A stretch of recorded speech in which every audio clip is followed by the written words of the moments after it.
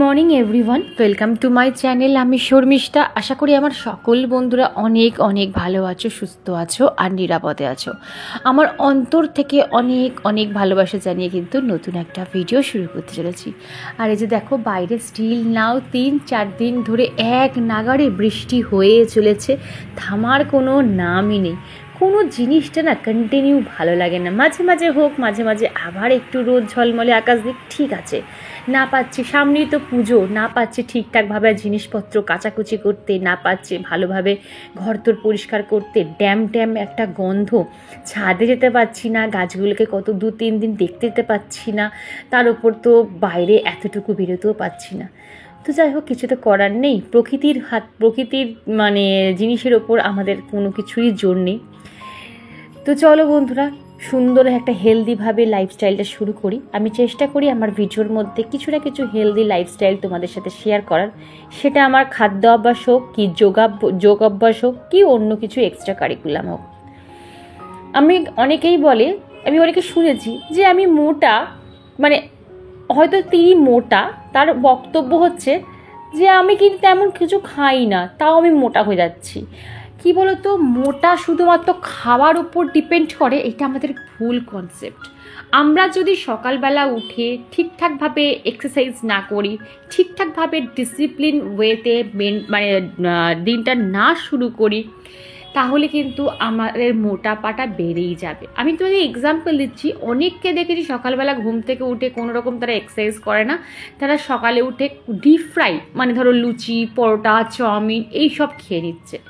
অনেককে আবার দেখেছি তারা ব্রেকফাস্ট পুরো স্কিপ করে বেরিয়ে গিয়ে একেবারে লাঞ্চ করতে বসে গেল।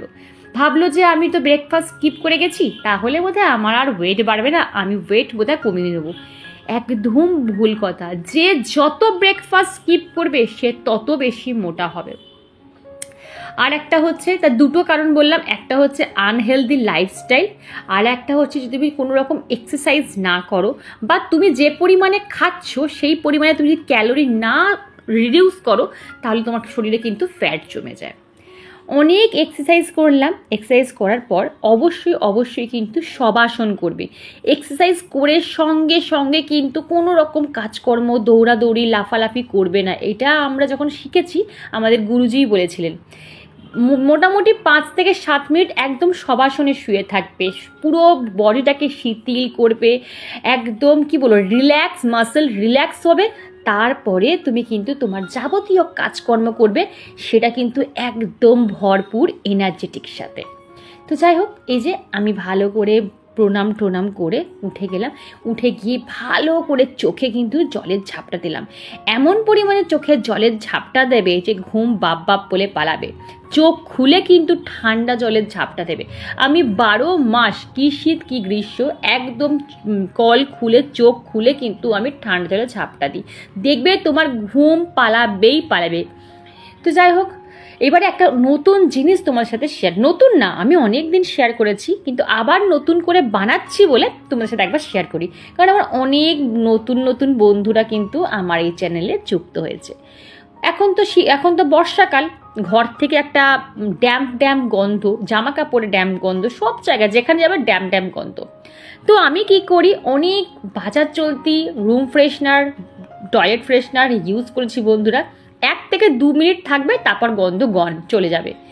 এই জিনিসটা বিশ্বাস করো মার্ভেলাস কাজ করে। তারপর থেকে আমি কোনো রুম ফ্রেশনার কিনি না। কিন্তু এই যে একটা স্প্রেয়ার বোতল নিলাম, তার মধ্যে হাফ বোতল প্লেন ওয়াটার নিয়েছি, আর তার মধ্যে এক বড় কাপের 1 কাপ কিন্তু পুরো ভর্তি করে আমি কমফোর্ট দিয়েছি। কমফোর্ট ফেব্রিক কন্ডিশনার, এটা তোমরা যে কোনো ফ্লেভার ইউজ করতে পারো। আমি এইবারে গ্রিনটা ইউজ করেছি, প্রত্যেকবারে ব্লু ইউজ করি, এইবারে ভাবলাম না একটুখানি স্মেলটা চেঞ্জ করার দরকার, তো এই জন্য আমরা গ্রিনটা ইউজ করেছি। তো দেখো, আমার কিন্তু টোটালি রেডি। এইবারে তুমি ঘরে, রান্নাঘরে, বাথরুমে, টয়লেট, যেখানে তুমি স্প্রে করো, দেখো কত সুন্দর একটা স্মেল বেরোয়, আর এটা কিন্তু অনেকক্ষণ স্টে করে। আমি বলবো একবার তোমরা ট্রাই করে দেখতে পারো। যাই হোক, অনেক কাজকর্ম, অনেক কিছু কমপ্লিট করে এইবারে চলে এলাম বাসি রান্নাঘরটা পরিষ্কার করতে, কারণ টিফিন করতে হবে। আজকে হাজব্যান্ড কথা খুব শেয়ার করতে ইচ্ছা করছে। কি জানো তো বন্ধুরা, আমি সৌভাগ্যবশত জীবনের প্রায় অনেকটা সময় আমি আমার দিদামা আর আম্মা, মানে হচ্ছে আমার ঠাকুমাকে আমি আম্মা বলে ডাকতাম, তাদের সান্নিধ্যে আমি ছিলাম। জীবনের ওই দিকটা ভীষণ ব্লেসড। আর কোনো দিক দিয়ে ব্লেসড হই না হই, এই দিকটা কিন্তু আমি ভীষণ ব্লেসড। তাদের লাইফস্টাইলটা আমি অনেক বড় বয়স অবধি ফলো করতে পেরেছিলাম। আমি বলি, আমার আম্মাকে আমি যখন মাধ্যমিক দেব তখন আমি আমার আম্মাকে হারিয়েছি, তাহলে মাধ্যমিক অবধির আমি আমার আম্মার সান্নিধ্য পেয়েছি। আর আমার দিদামা আমাদের ছেড়ে চলে গেছেন, তখন আমার মেয়ে হয়ে গেছে, আমার মেয়ে বেশ বড়, তখন আমার দিদামা কিন্তু আমাদের ছেড়ে পরলোক গমন করেছেন। তো যাই হোক, অনেকটা সময় আমি তাদের লাইফস্টাইল, তাদের সাংসারিক জীবন কিন্তু নিজের চাক্ষুষ দেখেছিলাম। বেশ ভালো লাগতো, বিশ্বাস করো। এখন আমার মনে হয় যে তাদের সাংসারিক জীবনের সাথে আমাদের সাংসারিক জীবনের চলাফেরাটা অনেক অনেক ডিফারেন্স বন্ধুরা। তাদের প্রত্যেকটা কাজের মধ্যেই না একটা লক্ষ্মীশ্রী বজায় থাকতো। তারা কিন্তু আমাদের মতন মাসে 1000 টাকা খরচা করে জিমে যেত না তাদের ওয়েট লস করার জন্য, কারণ তারা দৈহিক যা পরিশ্রম করতো তাদের শরীরচর্চা কিন্তু সেখানেই অর্ধেক হয়ে যেত। এবার বলবে তার মানে কি আমরা দৈহিক পরিশ্রম করি না? অবশ্যই করি, কিন্তু তারা আমাদের মতন না এত গ্যাজেট ইউজ করতো না। আমরা দেখো ওয়াশিং মেশিনে এখন জামা কাপড় কেচে নিচ্ছি, ডিশ ওয়াশারের মধ্যে বাসন দিয়ে দিচ্ছি, ওয়াশ হয়ে বেরিয়ে আসছে, মাইক্রোওয়েভে আমরা ছোট্টখাট্টো রান্না করে খেয়ে নিতে পারছি, ঠিক আছে। তারপর হচ্ছে মিক্সার গ্রাইন্ডার চালিয়ে দিচ্ছি, আমাদের মশলা পেশাই হয়ে যাচ্ছে, দাঁড়িয়ে দাঁড়িয়ে আমরা মপ দিয়ে আমরা ঘর বাড়ি ক্লিন করে নিচ্ছি। এই সব কাজগুলো কিন্তু সেই সময় দিদা ঠাকুমারা কিন্তু নিজের হাতে করতো। তাহলে বলো দৈহিক পরিশ্রম কারা বেশি করতো? তার উপরে ভাবো তারা শাড়ি পরে 24 ঘন্টা কিন্তু সংসারের কাজ করতো, আর সেখানে আমাদের কত ফেসিলিটি ভাবো, আমরা একটা নাইটি পরেই কিন্তু 24 ঘন্টা কাটিয়ে দিচ্ছি। আর এখানে দেখো রুটিগুলোকে না একটু গরম জলে ভিজিয়ে নিলাম। যাদের গ্যাস অম্বলের ধাত তারা যদি একটু আটার রুটিটাকে একটু গরম জলে ভিজিয়ে তারপরে খায়, তাহলে শুনেছি নাকি যে গ্যাস অম্বল হয় না। তো ওই জন্যই আমি একটুখানি গরম জলে ভিজিয়ে রেখে দিলাম। তারপর যখন একটু ড্রাই হয়ে যাবে তারপর সেটা আমি আবার টিফিন বক্সে পুরে রেখে দেবো। আর এখানে দেখো বেলুন চাকিটাকে আমি না কখনো, একটা টিপস বলছি বন্ধুরা, মাঝে কিছু কিছু সংসারে লক্ষ্মীশ্রী বজায় রাখার জন্য কিন্তু আমাদের মেনে চলতে হয়। যেমন আমি বেলুন চাকি কখনো এঁঠো বাসনের মধ্যে রাখি না। যখনই আমার রুটি হয়ে গেল তখন কিন্তু রুটির যে সরঞ্জাম করতে যে বাসনগুলো লাগে সেইগুলো কিন্তু আমি আগে মেজে তুলে রাখি, তারপরে কিন্তু আমাদের এঁঠো বাসনগুলো ওর মধ্যে রাখি। তারপর ধরো এই যে আমাদের যে পোকামাকড় বেশি কেন হয় জানো রান্নাঘরে, কারণ হচ্ছে এই আমরা যখন কিছু তুলে রাখি, আটার ময়দার গামলা যখন তুলে, গামলা বলছি, কন্টেনার যখন তুলি তখন আমরা না মুছে তুলে রাখি। ওই যে কন্টেনারের গায়ে যে গুঁড়ো গুঁড়ো ময়দা আটা লেগে থাকে না, ওর থেকেই কিন্তু বেশি পোকামাকড়ের উপদ্রব হয়। তোমরা দেখবে এই জিনিসটা ফলো করে। ওই জন্য আমি যে কন্টেনারে তুলি, যে কন্টেনারই করি, অবশ্যই অবশ্যই ভালো করে ক্লিন করে মুছে তারপরে আমি জায়গায় রাখি। আর এই যে দেখো সকালবেলা যেটা বানিয়েছিলাম সেটাকে আরেকবার স্প্রে করে আমি আজকে আমার ডাইনিং টেবিলটা মুছলাম, এত সুন্দর স্মেল বেরোচ্ছে। তারপর দেখো সোফা কার্টেনেও একটুখানি করে দিয়ে দিলাম। ওই যে ড্যাম গন্ধটা কিন্তু অনেকটা পরিমাণে চলে গেছে, আর কি সুন্দর একটা, মানে কি বলবো, এত সুন্দর গন্ধ বেরোচ্ছে যে কি বলবো। তো যাই হোক, এখানে দেখো যে আমি এটাকে কি বলবো, ঝাড়বাতি, বাংলায় বলি ঝাড়বাতিটাকে অনেক দিন পরিষ্কার করা হয় না। কী বলতো, এখানে উঠে এই এত দেখতে মনে হচ্ছে নিচু, কিন্তু এটা বেশ, আমার সিলিংটা অনেকটা উঁচু, সেটা পরিষ্কার করতে গেলে না ঘাড়ে ফাড়ে আমার প্রচণ্ড পরিমাণে পেন হয়। কিন্তু 15 দিনে একদিন তো আমাকে এটা পরিষ্কার করতেই হয়, কারণ একদম রান্নাঘরের সামনেই আমার এই ঝাড়বাতিটা টাঙানো রয়েছে, নাহলে এত পরিমাণে তেল ছিটে হয় যে কি বলবো। পরিষ্কার করার পর দেখো কত সুন্দর জিনিসটা দেখতে লাগে। তখন না এই যে পরিশ্রম করছি, কোথাও যেন আমার স্যাটিসফ্যাকশন আসে যে না এই পরিশ্রমের ফল আমি পেয়েছি। টানা অনেকক্ষণ কাজ করে নিলাম, করে এইবারে আমি একটু চা খেয়ে নেবো, আর কিছু লেখা আমার বাকি আছে সেই লেখাটা আমি কমপ্লিট করব। আমি সংসারের যতই কাজকর্ম করি না কেন, যতই পরিশ্রম করি না কেন, আমার যেটা রুটিনের মধ্যে পড়ে যে এই জিনিসগুলো আমায় করতে হবে, সেটা কিন্তু আমি করেই ছাড়ি। আমার রুটিনের মধ্যে এক পাতা হয় আমি লিখি, নাহলে এক পাতা হয় বই পড়ি। এইগুলো কিন্তু আমার ডেলি রুটিনের মধ্যে রাখবো। এখন আমরা একটা করে সন্তান মানুষ করতে হিমশিম খেয়ে যাচ্ছি, কত রাগ তেজ সন্তানের ওপর মাঝে মাঝে দেখিও ফেলি সংসারের কাজকর্ম করতে করতে। কিন্তু সেই সময় দেখো 4টে 5টা করে তারা সন্তান মানুষ করেছে, তার উপর হাসি মুখে তারা সংসারের সব দায় দায়িত্ব কিন্তু পালন করেছে। তখনও তাদের কাছে 24 ঘন্টাই বরাদ্দ ছিল, এখনও আমাদের কাছে 24 ঘন্টাই বরাদ্দ আছে। তখন কাজের পরিমাণ কিন্তু আরও বেশি ছিল, কারণ তখন জয়েন্ট ফ্যামিলি থাকতো। এখন আমরা নিউক্লিয়ার ফ্যামিলি, ম্যাক্সিমাম নিউক্লিয়ার ফ্যামিলিতেই বিলং করি। আমরা এখনও আমাদের 24 ঘন্টাই বরাদ্দ, তো নিজেদের জন্য সময় দেওয়া তো দূরে থাক, আমরা 24 ঘন্টার মধ্যে আমাদের সংসারের কাজই সম্পূর্ণ করতে পারি না।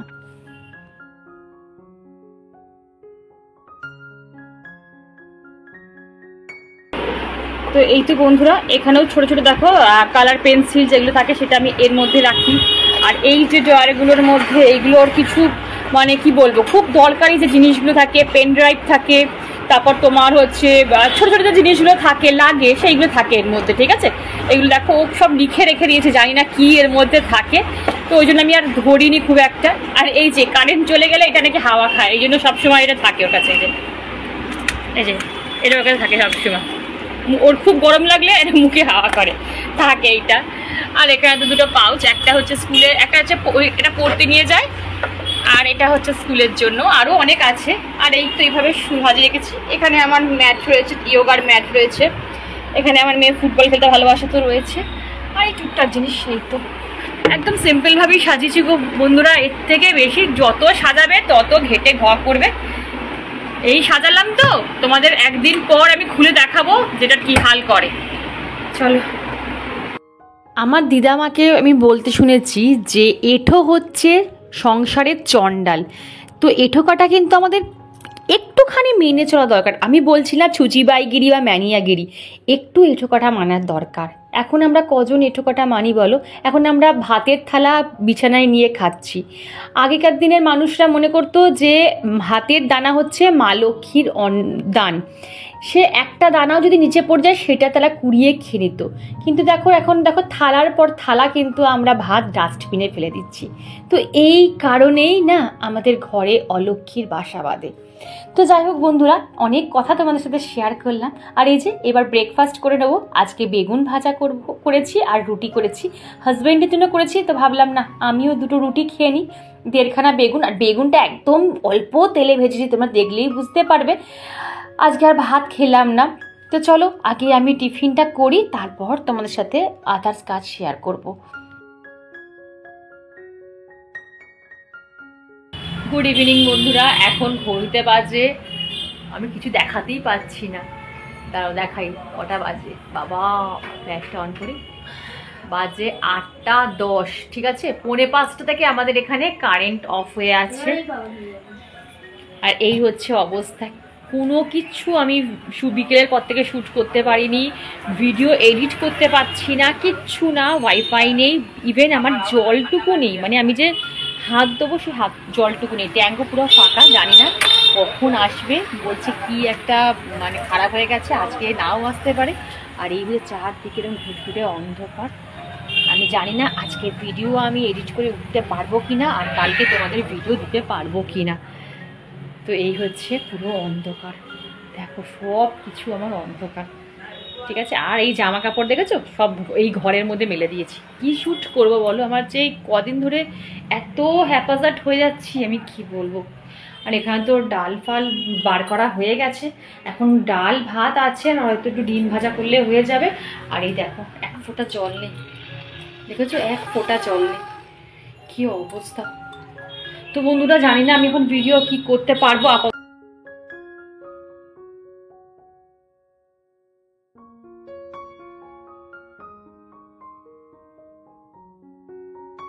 বন্ধুরা ভিডিওটা এন্ড করার জন্য আবার ক্যামেরা ধরলাম।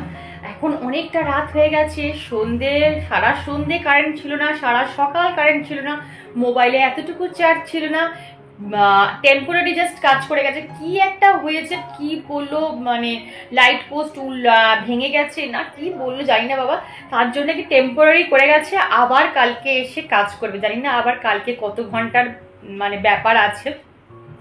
আজকে অনেক কিছু শ্যুট করেছিলাম সারাদিনে, তোমাদের সাথে কত কি দেখানোর জন্য শ্যুট করেছিলাম, কিন্তু বিশ্বাস করো সব যদি আজকে আমি এডিট করে দেখাতে যেতাম প্রায় 20 মিনিটের ওপর ব্লগ হয়ে যেত। তার উপর কি হতে বলতো, আমার অনেকটা সময় চলে যেত। বিশ্বাস করো বন্ধুরা, মানে এনার্জিতে কোলাচ্ছে না, কারণ অনেক সকালে ঘুম থেকে উঠেছি, দুপুরবেলাও একটু শুতে পারিনি, কারেন্ট ছিল না, আর এখনো আমি বিছানায় যেতে পারিনি। চোখ দেখে তোমরা বুঝতে পারছো যে আমার এত পরিমাণে ঘুম পাচ্ছে, আমি যে কি নিজে এডিট করেছি নিজেই জানি না, বিশ্বাস করো কি বলেছি তাও জানি না। তো যাই হোক বন্ধুরা, আজকে ভিডিওটাকে এইটুকুই রাখছি। আর হ্যাঁ, এই ভিডিওটার মধ্যে যেটুকু পারলাম সেটুকু তোমাদের সাথে শেয়ার করলামই। নেক্সট ব্লগ মানে ওয়েডনেসডে যে ব্লগটা পাবে সেটার মধ্যে কিন্তু পার্ট 2, মানে আজকে যারা শেয়ার করলাম লাস্টের দিকে সেটা তোমরা ওয়েডনেসডেতে পাবে। আমি দুটো ভাবে করলাম ব্লগটা, ঠিক আছে, কারণ রান্নাও দেখাতে পারিনি আজকে ব্লগে, তারপর আমি আমার যে স্কিন কেয়ার হেয়ার কেয়ার সেগুলো দেখাতে পারিনি, সেগুলো কিন্তু ওয়েডনেসডে দেখাবো। তো চলো বন্ধুরা, ভিডিওটা বেশি বড় করছি না, এইটুকুই রাখছি। ভিডিওর কোনো অংশ যদি ভালো লাগে তো প্লিজ চ্যানেলটা সাবস্ক্রাইব করে পাশে থেকো, লাইক করো, শেয়ার করো, আর হ্যাঁ কমেন্ট করতে কিন্তু একদম ভুলো না। আজকে এইটুকুই, আবার কাল দেখা হবে, টাটা।